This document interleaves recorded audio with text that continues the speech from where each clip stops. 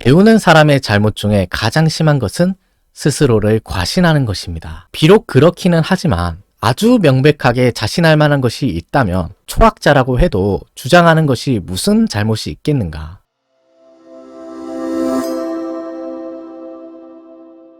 그 조선 22대 임금인 정조는 그 조선시대 대표적인 학자군주로 알려져 있는데요. 이제 그런 면모를 엿볼 수 있는 게 그 정조대왕 행장을 보면은 이런 기록이 있어요. 정조께서는 지혜와 슬기, 재능이 남달라 모르는 것이 거의 없었다. 천문, 지리, 군사, 경제, 의학, 전복 등을 섭렵했고 음양의 운행과 오묘한 이치에 대한 부분에서는 신하들도 들어보지 못한 것이 많았다. 그래서 실제로 정조가 워낙 그 똑똑하다 보니까 그 신하들에게 질문을 많이 합니다. 근데 그 질문들이 하나같이 다 어려워서 이 신하들이 정조의 질문에 제대로 대답을 못했다는 기록이 이 정조실록에는 많이 찾을 수가 있어요. 그러니까 어느 조직의 상사가 너무 똑똑하다 보면은 그 밑에 사람들이 조금 고생하는 면이 있는데 그 신하들도 약간 피곤했을 것 같기도 합니다. 정조가 이렇게 공부를 참 좋아했는데 그런 부분을 정조 스스로 이렇게 밝히기도 했어요.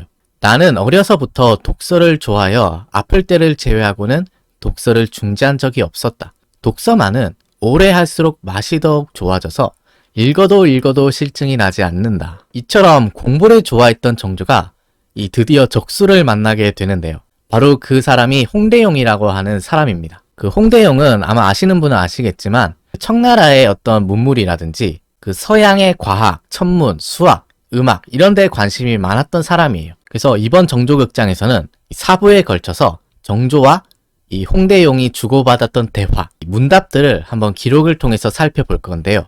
정조와 홍대용의 대화는 이 홍대용의 문집에 수록되어 있는 개방일기를 통해서 확인할 수가 있어요. 당시에 홍대용이 이 세자 이귀사의 벼슬을 하면서 이 정조를 잠시 보필했던 적이 있는데요. 그 공부 시간인 서연에서의 문답을 이 홍대용이 나중에 기록으로 남긴 거예요.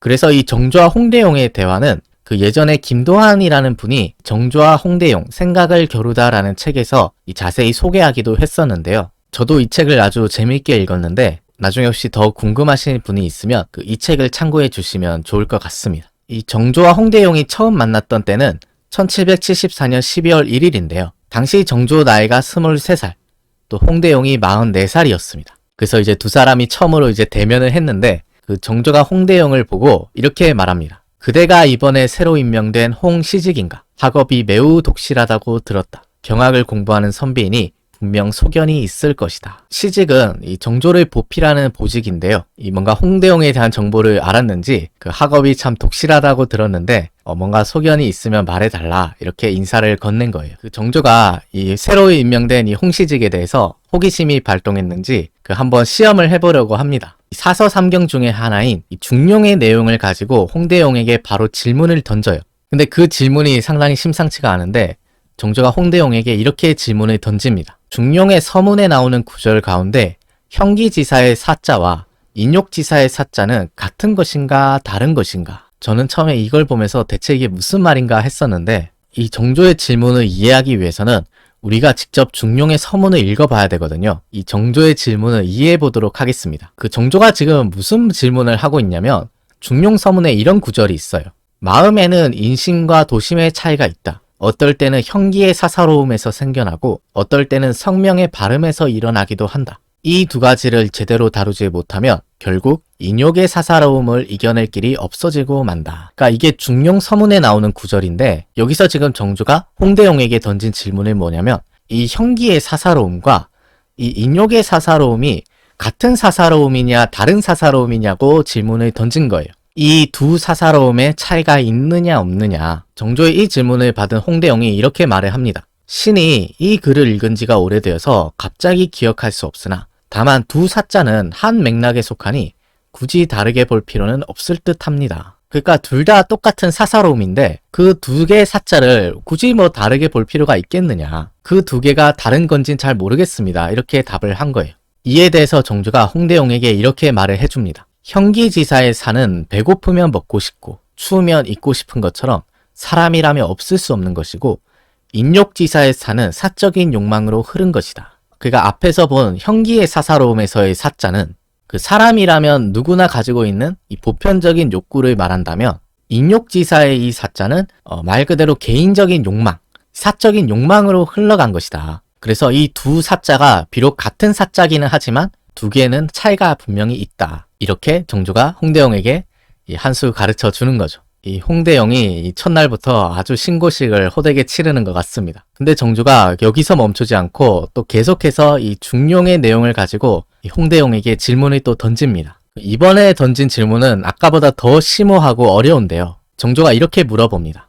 이 두 가지가 마음속에 섞여 있다 해서 말하는 두 가지와 정밀함은 이 두 가지 사이를 살피는 것이다의 두 가지 역시 서로 같지 않은 것 같은데 당신의 생각은 어떠하냐? 사실 유학을 모르는 일반 사람들은 좀 이해하기 힘든 구절이에요. 그래도 이 정조의 질문을 좀 이해해 보려고 한번 노력은 해봐야겠죠. 그래서 이 실제 중용에 어떤 구절이 있는지 한번 보겠습니다. 중용에 이런 내용이 있습니다. 인심과 도심, 이 두 가지가 마음속에 섞여 있는데 제대로 다루지 못하면 위태로워지고 미세해져서 결국 천리의 공이 인간의 사사로움을 이겨낼 수 없게 된다. 정의라는 것은 이 두 가지 사이를 살펴서 서로 뒤섞이지 않게 하는 것이다. 그러니까 정조의 질문은 이 앞에 나와 있는 두 가지와 뒤에 나와 있는 이 두 가지가 각각 나타내는 대상이 다른 것 같다. 두 가지가 나타내는 대상을 다르게 봐야 되는 게 아니냐라고 홍대영에게 질문을 던진 겁니다. 그래서 이 정조가 너무 심하게 홍대영을 몰아붙이니까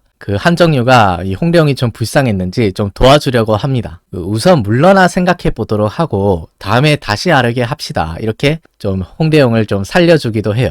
첫날인데 좀 살살 하십시오. 이 정도로 하고 다음에 또 합시다. 이렇게 이제 말을 하는 거죠. 그래서 한정유의 이 도움을 이 홍대영도 아주 고맙게 받아들이는데요. 홍대영이 정조한테 이렇게 말을 합니다. 신이 물러나 생각해보고 다음에 혹시 다시 하문하신다면 그때 대답을 해도 되겠습니까? 제가 한번 생각을 해보고 다음에 말씀드리겠습니다. 정조한테 양해를 구하는 거죠. 이렇게 해서 두 사람의 첫 만남이 끝났는데요. 홍대영이 이날 집에 가서 무슨 생각을 했을까요? 아마 집에 가자마자 중용을 펼쳐봤을 것 같은데 새손이 참 보통 사람이 아니다. 만만치 않다. 이런 생각을 아마 했을 것 같습니다. 그래서 얼마 지나서 홍대영과 정조가 다시 만났는데요. 이날은 정조와 홍대영이 다른 책을 공부를 했었어요. 이때 공부했던 책이 주자서 전료라고 해서 주자의 글들을 모아둔 책인데 이 책 가운데 주자가 원기중이라고 하는 사람에게 보낸 편지가 있었어요. 당신과 나의 의논은 각자가 이미 일가를 이루어 서로 승복할 수 없게 되었으니 차라리 두 사람 모두 입을 닫고 말하지 않는 게 낫습니다. 당시에 원기중과 주자가 토론을 했었거든요. 근데 서로 아무리 토론을 해도 견해의 차이가 좁혀지지가 않는 거예요. 그래서 결국 주자가 이 원기중에게 당신과 나는 이미 일가를 이루어서 서로를 승복하게 할 수 없게 되었다. 그러니 차라리 양쪽 모두 입을 닫고 더 논하지 맙시다. 이런 내용의 편지를 주자가 원기중에게 보낸 거예요. 그래서 정조가 이 편지를 읽고 홍대영에게 이렇게 물어봅니다. 주자는 왜 자세히 설명하여 생각을 일치시키려 하지 않고 입을 닫고 각자의 견해를 지킵시다 라고 한 것인가? 그러니까 정조의 생각에 더 치열하게 토론을 해서 두 사람의 견해를 좁히려고 하지 않고 왜 주자께서는 그냥 입을 닫고 각자의 견해를 지키자고 한 것입니까? 이에 대해서 홍대영이 이렇게 대답을 합니다. 이미 원기중이 자신의 견해를 자신하여 다른 생각을 받아들일 마음이 없다는 것을 보았기에 공연히 논쟁하여 번거롭게 하는 것은 옳지 않다고 생각했기 때문입니다. 그냥 논쟁해봤자 오히려 더 번거로워진다. 그러니 차라리 입을 닫고 서로 각자 견해를 지킵시다. 이렇게 말을 한 것이다. 이렇게 이 주자서 전료에 대한 공부가 끝났는데 갑자기 정조가 문득 생각이 났는지 지난번에 내가 물어봤던 중용에 대한 구절에 대해서 혹시 생각을 해봤느냐 이 홍대영에게 숙제 확인을 해봅니다. 정조가 물어봤던 두 개의 질문이 있었죠. 우선 홍대영이 앞에 질문부터 대답을 하는데요. 이 사자에 대해서는 정조의 말이 옳다고 말을 해요. 신이 물러가 즉시 상고해보니 두 사자의 뜻이 같지 않음은 저하의 말씀이 지극히 옳았습니다. 그러니까 형기지사의 사자와 인욕지사의 사자가 같지 않다는 것은 저하의 말씀이 타당하다. 두 사자가 같지 않은 것 같다라고 홍대영이 정조의 생각에 동의를 한 거예요. 근데 홍대영이 이 정조의 첫 번째 질문에 대해서는 동의를 했는데 이 정조의 두 번째 질문에 대해서는 정조의 생각과 다른 말을 합니다. 홍대영이 이렇게 말을 해요. 다만 앞에 두 가지와 뒤에 두 가지가 같지 않다고 하셨는데 저하의 뜻이 무엇인지는 모르겠지만 신이 보기에는 그 두 개가 다르다고 생각되지 않습니다. 그러니까 정조는 이 두 가지가 다르다고 봤는데 홍대용이 보기에는 내가 아무리 생각해봐도 그 두 가지가 다른지 모르겠다. 정조의 생각에 반박을 한 거예요. 이에 대해서 정조가 이렇게 말을 합니다. 앞에 두 가지는 인신과 도심을 말한 것이고 뒤에 두 가지는 천리와 인욕을 말하는 듯 하다. 그러니까 같은 두 가지지만 그 두 가지가 지칭하는 대상은 각각 다르다는 거죠. 정조의 이 말을 듣고 홍대용이 이렇게 말을 합니다. 신이 어찌 솔직하게 아뢰지 않을 수 있겠습니까? 위의 두 가지와 아래 두 가지는 모두 인신과 도심을 가리킨 것으로 보입니다. 그러니까 정조는 앞에 두 가지는 인신과 도심이 맞지만 뒤에 두 가지는 인신과 도심이 아니라고 했어요. 근데 홍대용이 보기에는 이 두 가지가 모두 인신과 도심을 가리킨 것 같다. 정조한테 솔직하게 대답을 한 겁니다. 이 두 사람이 이 각자의 주장에 대해서 서로 물러서지 않고 주장을 하고 있는 거예요. 어쨌든 이렇게 해서 이 두 사람의 견해가 일치가 안 되니까 그 정조가 결국 이렇게 말을 합니다. 정조가 껄껄껄 웃으면서 참으로 입을 닫고 각자의 소견을 지키자는 말 그대로구나 이렇게 말을 해요.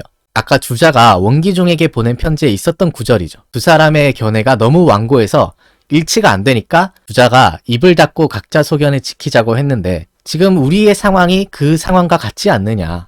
참으로 아까 주자의 상황과 같게 되었다라고 하면서 이 정조가 한바탕 웃었던 것 같습니다. 근데 정조가 이 말을 하고 나서 좀 무안했는지 다시 잠시 후에 이렇게 말을 했다고 해요.